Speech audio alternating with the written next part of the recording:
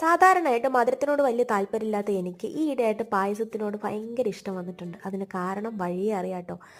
അങ്ങനെ നമ്മുടെ സേമിയ നന്നായിട്ട് വറുത്ത് ഞാൻ പാല് വേറൊരു പാത്രത്തിൽ വെച്ചിട്ടുണ്ട്. ഞാൻ ചവ്വരി ഇതിൻ്റെ കൂടെ തന്നെയാണ് ഇട്ട് കൊടുക്കുന്നത്, വേവിച്ച് ചേർക്കുന്നില്ല. ഇതിൻ്റെ കൂടെ കിടന്ന് വെന്തോളും. ഇതാണ് എനിക്ക് കുറച്ചുകൂടി എളുപ്പമായിട്ട് തോന്നിയത്.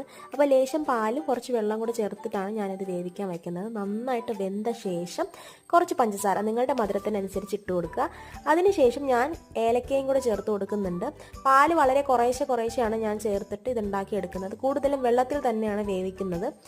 അങ്ങനെ പാലും കൂടി ചേർത്ത ശേഷം നമ്മുടെ ഐറ്റം ഞാനിവിടെ ചേർക്കാൻ പോവാണ്. വേറൊന്നുമല്ല, മിൽക്ക് മെയ്ഡ്. അപ്പോൾ നിങ്ങൾ വിചാരിക്കും ഇതാണോ ഇത്ര വലിയ കാര്യമെന്ന്. പക്ഷേ ഞാൻ ഇത് വെച്ചിട്ട് ഉണ്ടാക്കാൻ തുടങ്ങിയിട്ട് വളരെ കുറച്ച് നാളുകളെ ആയിട്ടുള്ളൂ. അതുകൊണ്ടാണ് എനിക്കിപ്പം ഈ സേമിയ പായസത്തിനോട് ഭയങ്കര ഇഷ്ടം.